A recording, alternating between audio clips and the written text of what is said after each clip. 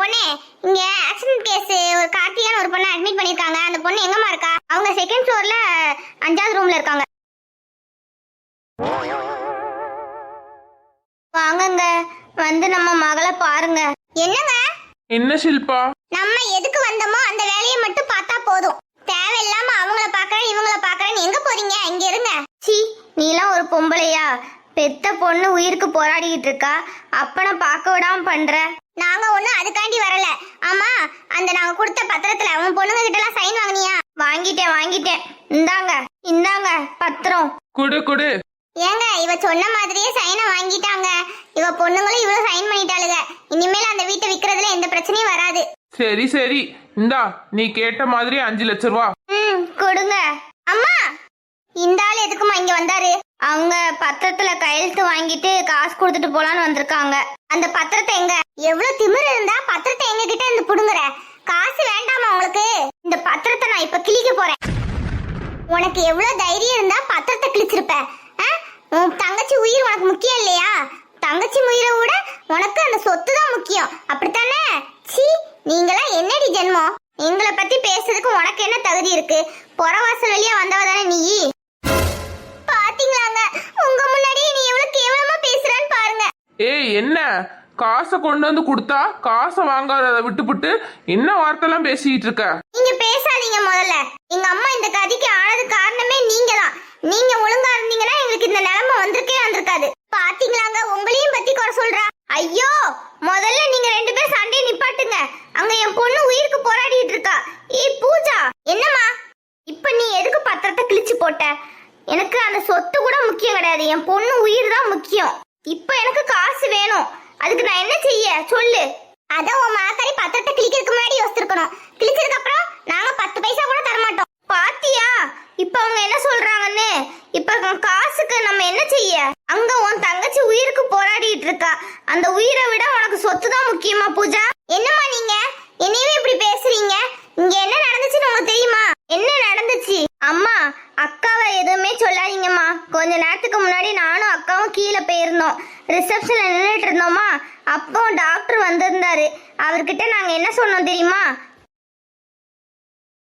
அக்கா, இப்ப நம்ம கார்த்திகா உயிரை காப்பாத்துறதுக்கு என்னக்கா பண்ண போறோம்?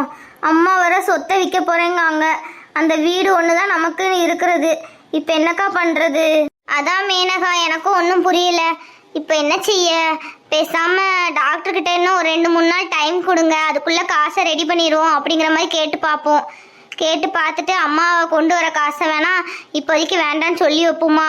2 நாளைக்குள்ள நம்மளால காசை ரெடி பண்ண முடியுமாக்கா? என்ன செய்ய? யார்ட்டையாவது கேட்டு பார்க்க வேண்டியதான். அக்கா, உன் ஃப்ரெண்டு மாயா கிட்ட கேட்கலாம்ல? மாயா கிட்ட எப்படி கேட்க முடியும்? மாயாவே பாவம், இப்பதான் கஷ்டப்பட்டு கல்யாணம் முடிச்சிருக்கா. அவகிட்ட எல்லாம் கேட்க முடியாது. இல்லக்கா, மாயா ஹஸ்பண்ட் கொஞ்சம் வசதியானவங்க தானே, இப்போதைக்கு கடன் கொடுங்கன்னு சொல்லி கேட்டு பாரு. தெரியல, பாப்போம். முதல்ல டாக்டர்கிட்ட 2 நாள் டைம் கொடுங்கன்னு கேட்போம். சரிக்கா. அக்கா, டாக்டர் வராரு. அந்த 12ஆம் நம்பர் ரூம்ல இருக்கிற பேஷண்ட்டுக்கு ஸ்கேன் எடுக்க சொன்னேன், எடுத்துட்டீங்களா? இப்பதான் சார் கூட்டிட்டு போயிருக்காங்க. ஓகே, அந்த ரிப்போர்ட் வந்தோடனே என் டேபிள் கொண்டு வாங்க. சரிங்க சார். சொல்லுங்க சார், என் தங்கச்சி கார்த்திகாவுக்கு ஒரு ஆபரேஷன் பண்ணணும்னு சொன்னீங்கல்ல? ஆமா, நீங்க அந்த கார்த்திகாவோட அக்கா தானே? சொல்லுங்க. ஒன்றும் இல்லை சார், ஒரு 2 நாள் டைம் கொடுக்க முடியுமா? இன்னும் அமௌண்ட் ரெடி பண்ணல. ஒரு பிரச்சனையும் இல்ல, உங்க தங்கச்சிக்கு ஏற்கனவே அமௌண்ட்டை செட்டில் பண்ணிட்டாங்க. சார், என்ன சார் சொல்றீங்க? உண்மைக்குமே வா? ஆமா, உண்மைக்குமே தான். உங்க தங்கச்சிக்கு டொனேஷன் மாதிரி எங்க ட்ரஸ்ட்ல இருந்து ஒருத்தர் ஹெல்ப் பண்றேன்னு சொல்லி கொடுத்துருக்காங்க. இந்த மாதிரி தான் நிறைய வசதியானவங்க எல்லாம் ட்ரஸ்ட் மூலயமா எங்களுக்கு கஷ்டப்படுறவங்களுக்கு எல்லாம் ஆபரேஷன் பண்றதுக்கு ஹெல்ப் பண்ணுவாங்க. அந்த மாதிரி தான் உங்க தங்கச்சிக்கு உதவி பண்ணிருக்காங்க. அதனால நீங்க எந்த ஒரு அமௌண்ட்டும் கொடுக்க வேண்டிய அவசியம் கிடையாது. உங்க தங்கச்சிக்கான மொத்த அமௌண்ட்டும் அந்த ட்ரஸ்ட் மூலமாவே எங்களுக்கு கிடைச்சிச்சு. ரொம்ப தேங்க்ஸ் சார். அப்ப என் தங்கச்சிக்கு எப்போ சார் ஆபரேஷன் பண்ணுவீங்க? இன்னைக்கு ஈவினிங் 6 மணிக்கே பண்ணிடலாம். ரொம்ப தேங்க்ஸ் சார். இருக்கட்டுமா. கொஞ்ச நேரத்துக்கு முன்னாடி ரொம்ப புலம்பிக்கிட்டு இருந்தோம், இப்ப எவ்வளவு சந்தோஷமா இருக்குன்னாக்கா. ஆமாண்டி, சே, நானே எவ்வளவு கஷ்டத்துல இருக்கேன்னு சொல்லி கடவுளெல்லாம் ரொம்ப திட்டினேன். ஆனா கஷ்டத்துல இருக்கும் போது அந்த கடவுள் நமக்கு ஹெல்ப் பண்ணிருக்காரு. இதுதான்டி, கஷ்டத்துலயும் கடவுள் கைவிட மாட்டாருங்கிறது. ஆமாக்கா, உண்மைதான்க்கா. எனக்கு தெரிஞ்சு சீக்கிரத்திலே நம்ம கார்த்திகாவும் குணமாயி வந்துருவான்னு நினைக்கேன். ஆமாண்டி, எனக்கும் அப்படிதான் தோணுது. சரி வா, அம்மா கிட்ட போவோம். இந்த விஷயத்த அம்மா கிட்ட சொன்னோம்னா அம்மா ரொம்ப சந்தோஷப்படுவாங்க. சரிக்கா. உண்மைக்குமே வா பூஜா? இப்படியா டாக்டர் சொன்னாரு? சாரி பூஜா, இங்க என்ன நடந்துச்சு எது நடந்துச்சுன்னே தெரியாம ரொம்ப உன் மேல கோவப்பட்டேன், மன்னிச்சுக்கோடா. இருக்கட்டுமா, என்ன விஷயம் எதுவும் தெரியாம தானே கோவப்பட்டீங்க, இப்ப தெரிஞ்சிச்சுல. நம்ம இனிமேல் கார்த்திகாக்காண்டி எந்த செலவும் பண்ண வேண்டாம், நமக்கு காசு கிடைச்சிச்சு. நான் கும்பிட்ட கடவுள் என்னை கைவிடல. ஆமாமா, உண்மைதான். ஏய், இங்க என்னடி இல்ல டிராமா பண்ணிட்டு இருக்கீங்க? நாங்க எதுக்கு டிராமா பண்ண போறோம்? இதுதான் நடந்துச்சு, இதுதான் உண்மை. உங்க காசு எங்களுக்கு 10 பைசா கூட தேவை கிடையாது. அதே மாதிரி அந்த வீடு எங்க வீடு தான், யாருக்கும் நாங்க கொடுக்க மாட்டோம். பாத்தீங்களாங்க எவ்வளவு திமிரு. காசு கிடைச்சிருச்சான், காசு எல்லாம் பொய். ஏடி ஏய் மகாலட்சுமி, நாங்க எதுக்கு போய் சொல்ல போறோம்? இதுதான் நடந்த உண்மை. சி, உங்க அம்மா தான் இப்படின்னு நினைச்சேன், நீங்களும் இப்படித்தான் இருக்கீங்க. அது எப்படி இல்ல ஒரே நாளையில உங்களுக்கு 5 லட்ச ரூபா கிடைச்சிச்சு? நம்புற மாதிரியா இருக்கு? எவனை ஏமாத்தி காசை கொடுங்க. என்ன சொன்ன என் பொண்ண? நான் உண்மையை தானடி சொன்னேன், என்னையடி அடிக்க? ஏய் மகாலட்சுமி, அவன் மேல கை வச்ச கைய உடச்சிட மொத்துக்கோ. மரியாதையா 2 பேரும் இங்க இருந்து போயிருங்க. உங்களை பார்க்க எனக்கு கோவமா வருது. அடுத்தடி உங்களுக்கு விழுறதுக்கு முன்னாடி ஓடிடுங்க. சரி விடுமா, சாக்கடை மேல கல் இருந்தா அது நம்ம மேலதானே தெரிக்கும். அந்த மாதிரிதான் அந்த பொம்பளையும் நம்ம பேசுற பேச்சுக்கு இப்படிதான் பேசுவா. விடுங்க, அதெல்லாம் நீங்க கண்டுக்காதீங்கம்மா. இன்னொரு வார்த்தை என் பொண்ணை பத்தி தப்பா பேசுன நாக்க அறுத்துருவேன் பாத்துக்கோ. சீப்பா, ஏங்க வாங்க போவோம். அக்கா அழாதக்கா, நீ ஏன் பூஜா அழுதுட்டு இருக்க?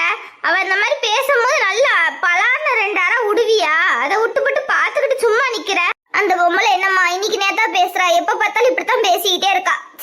சரி விடுக்கா, எனக்காச்சும் ஒரு நாள் அந்த பொம்பளை தனியா மாட்டுவா, அப்ப இருக்கு அவளுக்கு. அழாதம்மா பூஜா.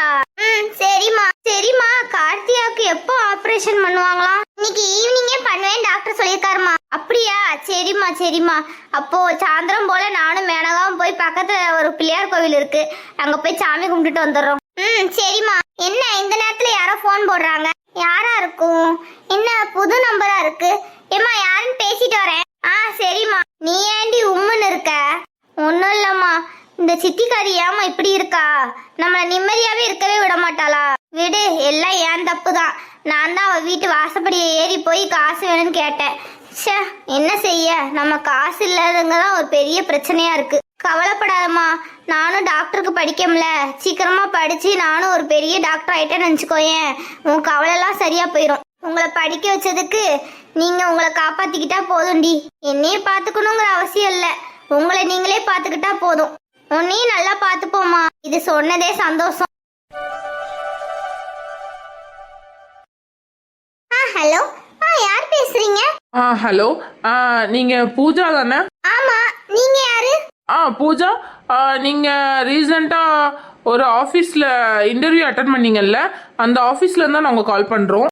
சொல்லுங்க சார். கங்க்ராச்சுலேஷன்ஸ் பூஜா, உங்களுக்கு எங்க ஆபீஸ்ல ஜாப் கிடைச்சிருச்சு. Monthly 40,000 salary. சார் உண்மைக்குமே வா? ரொம்ப ரொம்ப தேங்க்ஸ் சார். நான் ரொம்ப கஷ்டப்பட்டேன் தெரியுமா அந்த வேலை கிடைக்கிறதுக்கு. நான் எப்படின்னா அந்த வேலை கிடைக்கும்னு நினைச்சுக்கிட்டே இருந்தேன். Thank you sir. அப்புறம் நீங்க நாளைக்கே ஆபீஸ்ல வந்து ஜாயின் பண்ற மாதிரி இருக்கும். நாளைக்கே சென்னைக்கு வந்துருங்க. சார் ஒரு சின்ன ப்ராப்ளம். இங்க என் தங்கச்சிக்கு ஆக்சிடென்ட் ஆயிடுச்சு, ஹாஸ்பிட்டல்ல அட்மிட் பண்ணியிருக்கோம். அதனால அவ கூட நாங்க தான் இருக்கோம் சார். உடனே ஜாயின் பண்ணணும்னா எனக்கு சென்னையில யாரையுமே தெரியாதே சார். ஓ சாரி பூஜா, ஆனா இந்த வேலைக்கு உங்களை நாங்க ரெஃபர் பண்ணியிருக்கோம். நீங்க இப்போ சொல்லலை அப்படின்னா நாங்க அடுத்து வேற ஆளை எடுத்துருவோம். ஒரு 10 மினிட்ஸ் உங்களுக்கு டைம் கொடுக்க, நீங்க நல்லா யோசிச்சுட்டு எனக்கு கால் பண்ணுங்க. சரிங்க சார். எவ்வளவு ஆசைப்பட்டுக்கிட்டு இருந்தேன் இந்த வேலை கிடைக்கணும்னு. சரி, இத பத்தி முதல்ல அம்மா கிட்ட சொல்லுவோம். அம்மா என்ன சொல்றாங்கன்னு தெரியல. பூஜா, இங்க என்ன பண்ணிட்டு இருக்க? போன் பேசிட்டியா? அம்மா, எனக்கு வேலை கிடைச்சிருச்சு. என்ன சொல்ற பூஜா? உண்மைக்குமே வா? கடவுளே, நான் கும்பிட்ட கடவுள் என்னை கைவிடல. என் பொண்ணு ஆபரேஷனுக்கு காசு கிடைச்சிருச்சு, என் மூத்த பொண்ணுக்கு வேலை கிடைச்சிருச்சு. எனக்கு எவ்வளவு சந்தோஷமா இருக்கு. அக்கா கங்க்ராச்சுலேஷன்ஸ். வேலை எங்க? சென்னையில மேனகா. என்னம்மா சொல்ற? சென்னையா? அப்ப நீ சென்னைக்கு போறியா? ஆமாமா, 40,000 சம்பளம். வாவ், சூப்பர்க்கா.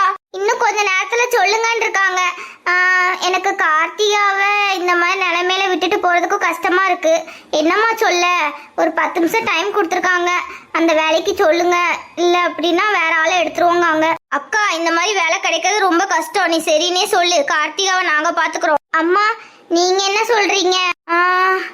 நம்ம ஊர்லயே இந்த மாதிரி வேலை கிடைக்காதாம்மா? இல்லம்மா, நம்ம ஊர்ல இந்த மாதிரி வேலை கிடைக்காது. முடியாது. இது சென்னைங்கனால அதுவும் 40,000 சம்பளம் மாசம். அப்படிங்கறனால நம்ம குடும்ப கஷ்டத்துக்கு கண்டிப்பா நம்ம வேலைக்கு போய் தான் நம்ம ஆகணும். இந்த மாதிரி ஒரு ஆஃபர் திரும்ப கிடைக்காதுல்லம்மா. ச்சே, இந்த மாதிரி நேரத்துல தான் உங்க அப்பனை நினைக்கும் போது எனக்கு ரொம்ப கோவம் வருது. பொம்பளை பிள்ளைகளை கஷ்டப்பட்டு வேலைக்கு அனுப்புறங்கிற நிலைமைக்கு நம்ம குடும்பம் வந்துட்டேன்னு.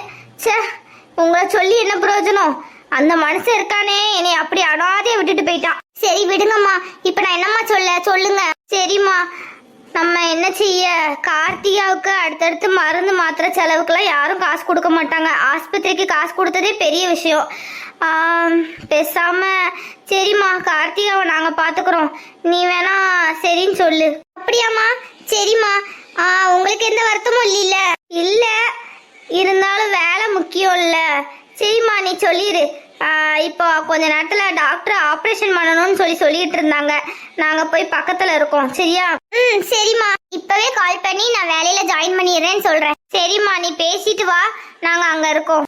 சரிம்மா. Hello sir. சார், நான் வேலையில ஜாயின் பண்ணிக்கிறேன் சார். நாளைக்கு காலையில எத்தனை மணிக்கு சார் வரணும்? ஓகே பூஜா, காலையில 10 மணிக்கு இங்க ஆபீஸ்க்கு வந்துருங்க. மத்த டீட்டெயிலாம் நான் உங்ககிட்ட சொல்றேன். ஓகே சார், ரொம்ப தேங்க்ஸ் சார். ஒரு வழியா எனக்கு வேலை கிடைச்சிருச்சு.